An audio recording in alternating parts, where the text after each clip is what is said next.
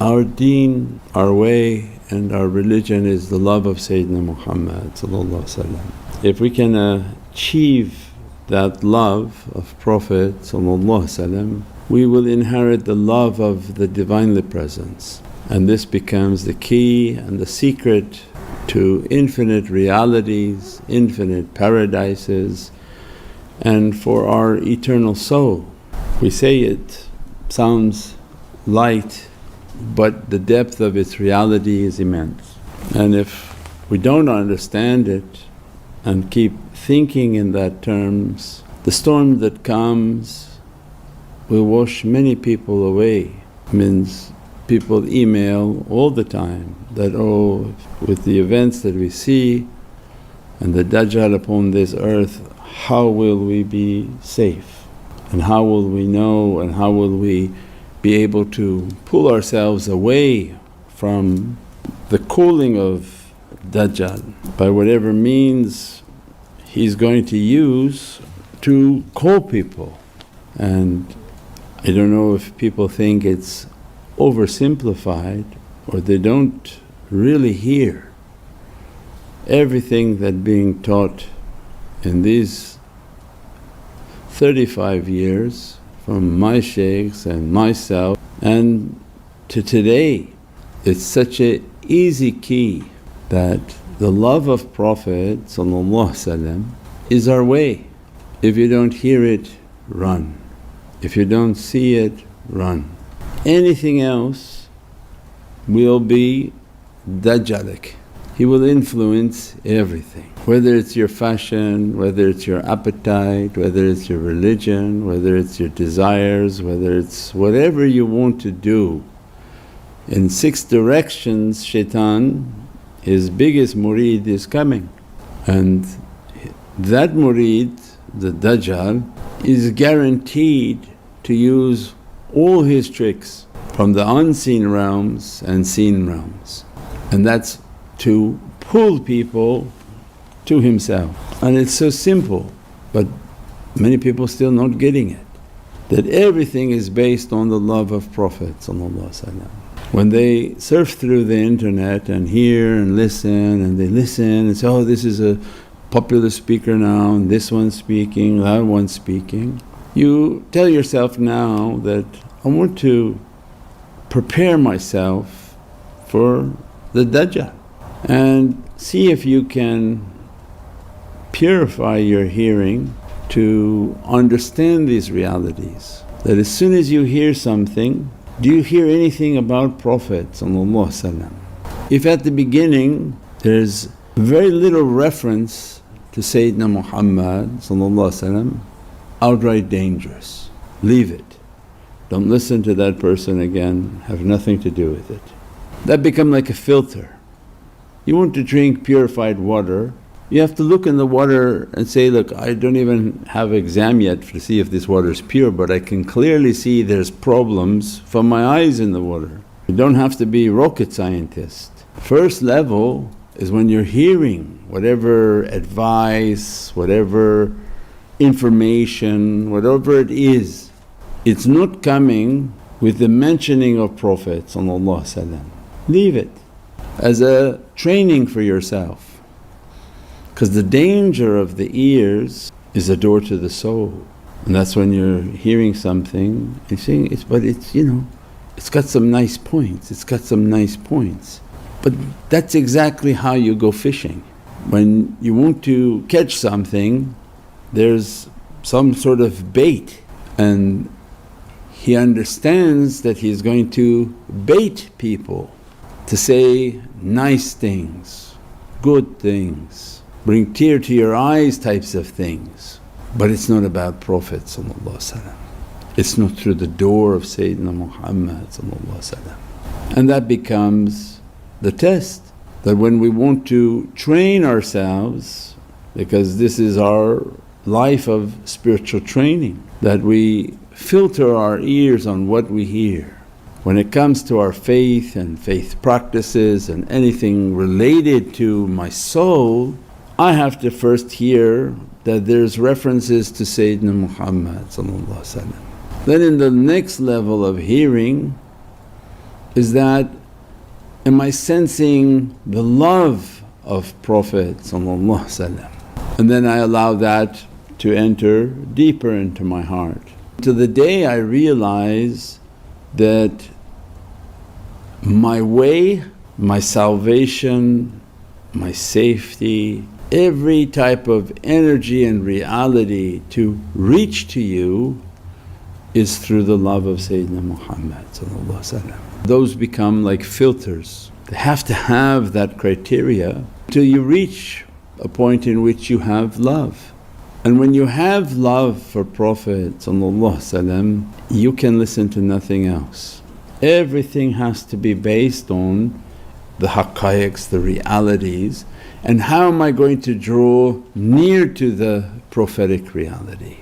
It's not a little bit of the faith, it is the faith.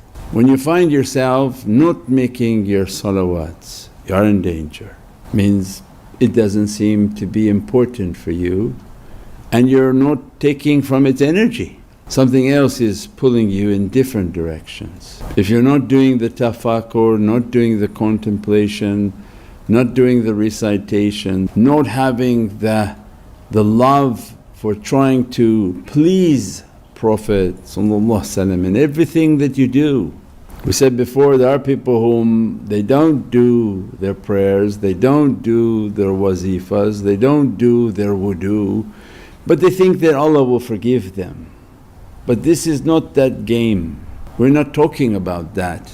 Because from this time to that you don't know what calamities will come to you, to Allah to wash you and clean you, then you worry about forgiveness. This reality is about pleasing Prophet. When you have that love, you have the ihtiram and the respect of Prophet, it's a different relationship. That I keep my prayers because of my shyness in the presence of Sayyidina Muhammad because he asked this of us. This was the teaching and the way of Prophet. They feel a shyness because of this love relationship. Not that Allah will forgive you, because you're in danger when you think like that, because that's talking about the azab of grave and now after punishment Allah may forgive you, may not forgive you. But we're talking about right now in this dunya, how am I going to protect myself from the magnetic pull of Dajjal? Because it's deception, means deception. Something is deceiving me to say, I don't have to do these things, and whispering to me, you'll be forgiven, don't worry. The deceiver is deceiving and pulling you, ravage you and rip you into pieces in ways that you can never imagine, waiting to see when are you going to be heedless. The love for Prophet when we ask people, make your salawats, make your durood, keep your tafakkur and contemplation, everything is for this love and for this nearness, that I don't want to make Prophet to be ashamed of me. I try my best to make my prayers completely on time.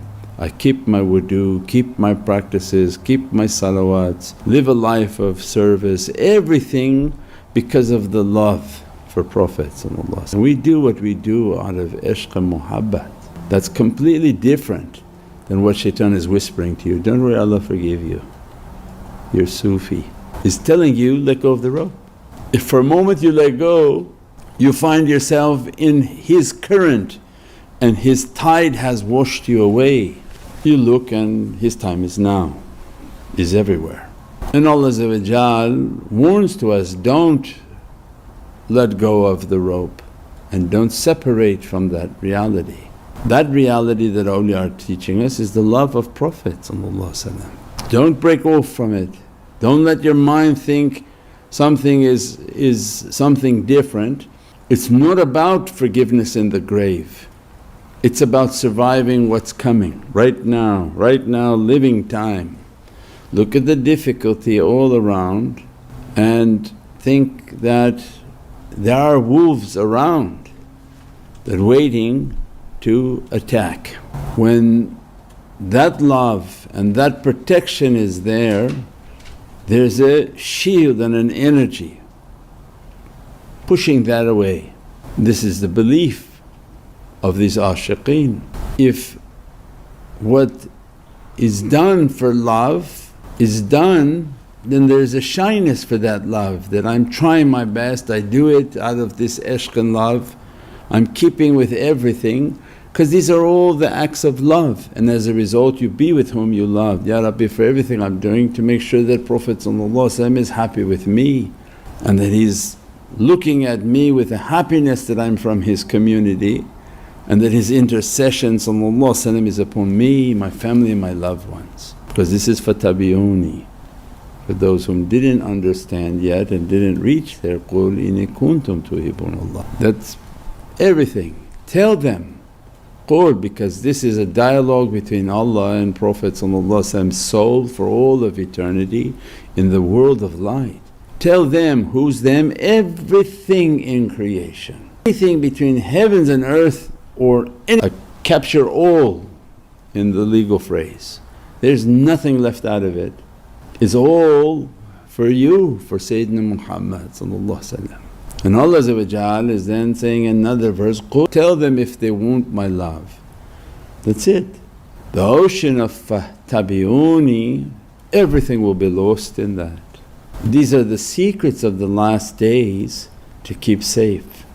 Don't let shaitan teach you that, oh it'll be okay. You're talking about after the grave and punishment of the grave to get into paradise. We're not there yet. We're talking about surviving right now, what's coming onto this earth right now, and the wolves that are all around. But shaitan makes people to be heedless of the danger.